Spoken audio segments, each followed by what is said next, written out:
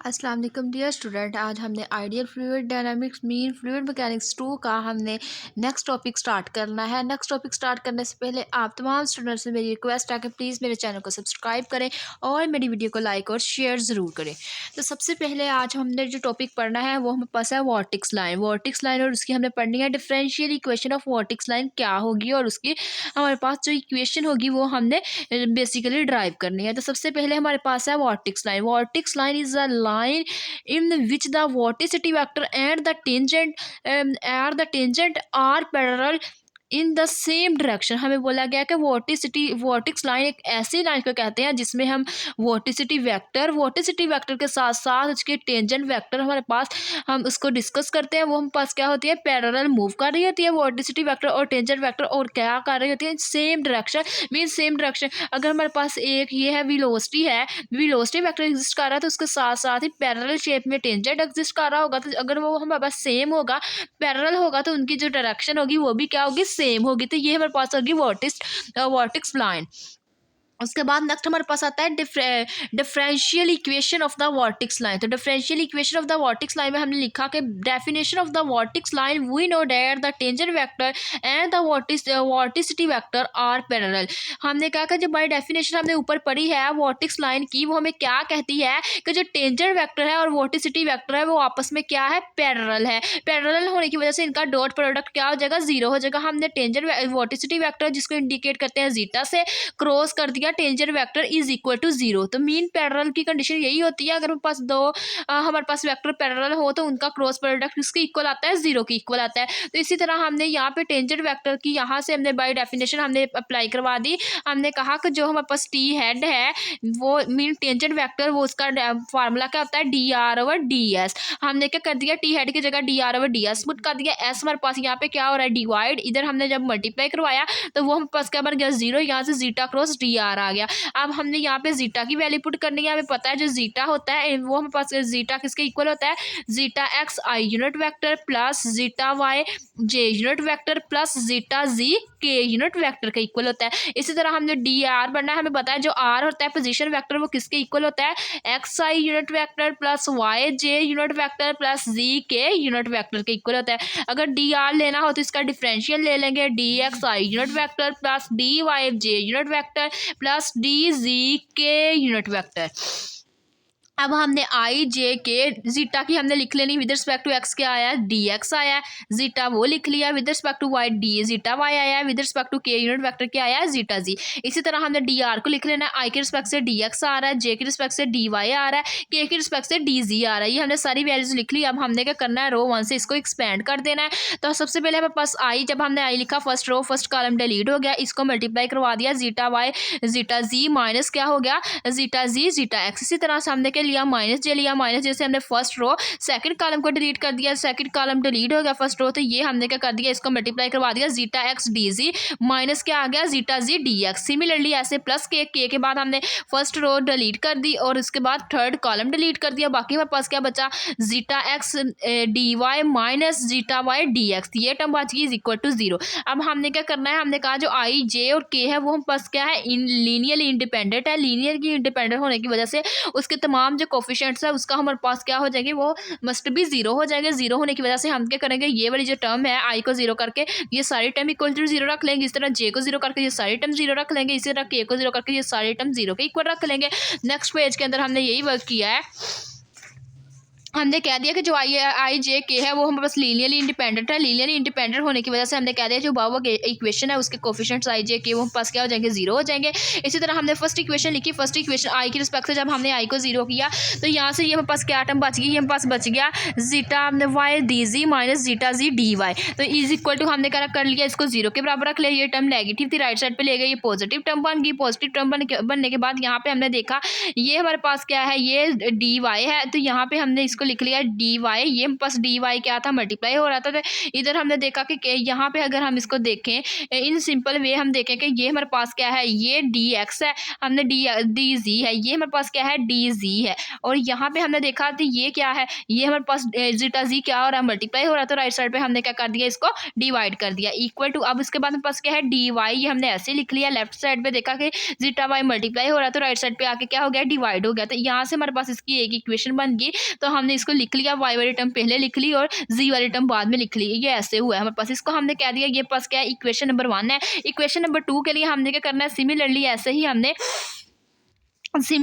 Equation number 2 को पकड़ना है। इक्वेशन नंबर 2 की जे जो है इसको 0 रखना है, तो ये हमें पूरी इक्वेशन को 0 की इक्वल रख लेना है। तो ये हमारे पास zeta x d z minus zeta z d x. तो यहाँ से हमारे पास क्या आ जाएगा, इसी तरह हमारे पास d y over zeta y की इक्वल आ जाएगा, d x over zeta x की इक्वल आ जाएगी। इसकी इक्वेशन नंबर 3 कह दिया। सिमिलरली ऐसे ही हमने के की वैल्यू 0 रखी और के वाली सारी टर्म को इक्वल टू 0 रख के यहाँ से हमने फाइंड कर लिया कि जो डी जी है वो जीटा जी के बराबर है, is equal to d x zeta x के बराबर है। इसकी इक्वेशन नंबर 1 कह दिया। इक्वेशन नंबर 3 कह दिया। इक्वेशन 1, 2 और 3 को हमने कंपेयर किया, तो वहां से हमारे पास जो equation of the vortex line है वो हम पास ड्राइव होगी, वो पास किसके इक्वल आ गई, d x over zeta x is equal to d y over zeta y is equal to d z over zeta z. तो ये हम पास आ गई, ये इक्वेशन बन गई वॉर्टेक्स लाइन की। ये आप लोगों ने याद करनी है। तो बाकी नेक्स्ट हम डिस्कस करते हैं वॉर्टेक्स ट्यूब क्या होती है। वॉर्टेक्स ट्यूब हमारे पास इसी से रेलिवेंट हमारे पास टॉपिक है। डेफिनेशन हमने बेसिकली इसकी पढ़नी है। वॉर्टेक्स लाइन पास क्या होती है, if we draw the vortex line through all point of simple close curve c drawn in a fluid then we get a turbulent surface is called the vortex tube. हमें बोला गया कि अगर हम क्या करते हैं, वॉर्टेक्स लाइन के अंदर कितने भी इसके पॉइंट्स है, सारे के सारे पॉइंट हमारे पास सिंपल क्लोज कर्व सी के ऊपर लाई कर रहे हो, किसके ऊपर हमारे पास है, फ्लूइड के ऊपर लाई कर रहे हो, और वो अपनी जो शेप है मीन सरफेस है वो अपना टर्बुलेंट सरफेस रख रही हो, तो ऐसी जो हम पास ट्यूब होगी वो वॉर्टेक्स ट्यूब कहलाएगी। इसी तरह नेक्स्ट हमारे पास आता है वॉर्टेक्स फिलामेंट्स।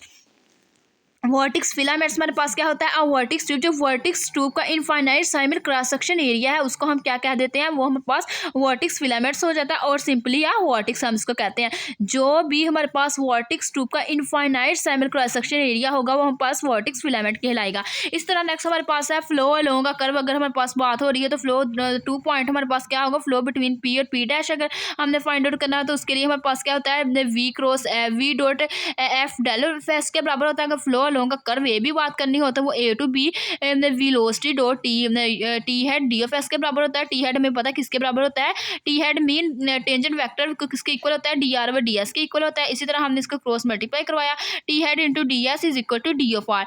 तो हमने क्या किया, ये t head d of s की जगह क्या पुट कर दिया, डी आर पुट कर दिया। तो ये a to b v dot d r हमारे पास बन गया।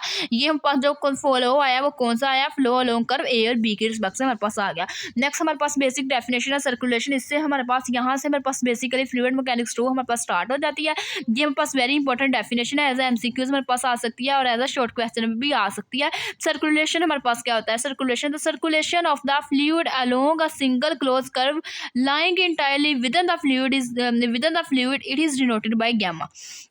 जो जो हम पास सर्कुलेशन होती है वो एक सिंगल क्लोज कर्व के ऊपर लाई करती है, और लाई करने के बाद जो वो अपना जो फ्लूइड है, फ्लूइड के इंटायरली पार्ट के अंदर ही हमारे पास लाई करती है, उसके सिर्फ इंटायरली पार्ट के ऊपर लाई करती है, और उसके साथ साथ वो किसके ऊपर हमारे पास अलोंग करती है, सिंगल क्लोज कर्व होती है। तो ये ऐसी हमारे पास सिंगल क्लोज कर्व के साथ साथ जो फ्लूइड है वो इंटायरली लाई करे तो उसको हम सर्कुलेशन कहते हैं। जो सर्कुलेशन होती है उसको हम डिनोट करते हैं गैमा से।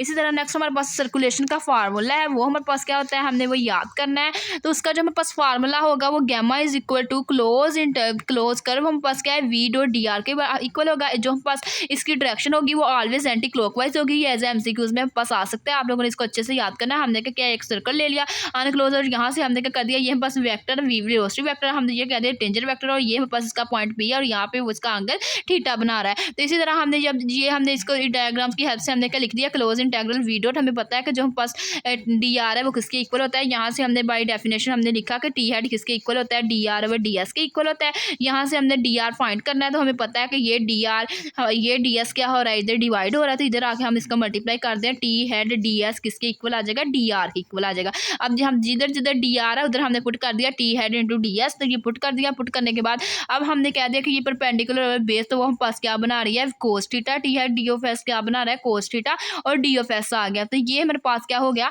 ये हमारे पास इसका फार्मूला होगा, सर्कुलेशन का बेसिकली फार्मूला होगा gamma is equal to close integral c v cos theta d of S.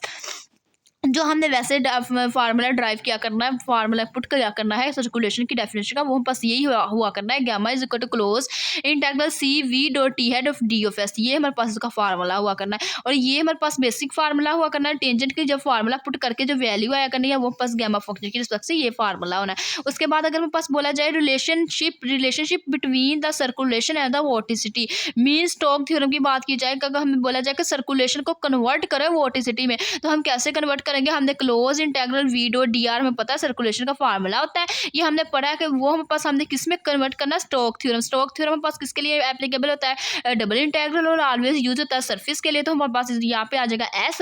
और हमें पता है कि जो वोटिसिटी होती है उसका फार्मूला क्या होता है, zeta is equal to del cross we.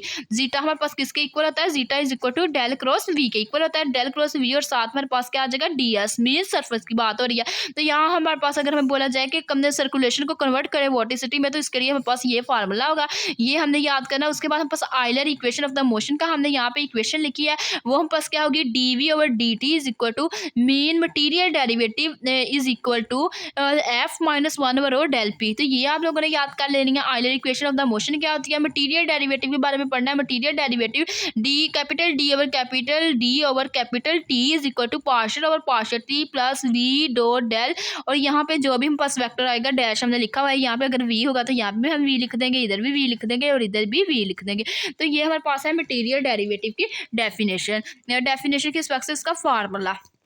तो आज हमने बेसिकली यही कुछ पॉइंट्स पढ़ने थे। अगर आप लोगों को मेरा आज का वीडियो लेक्चर पसंद आया हो तो प्लीज़ मेरे चैनल को सब्सक्राइब करें, मेरी वीडियो को लाइक करें, शेयर करें। Thanks for watching. अल्लाह हाफिज़।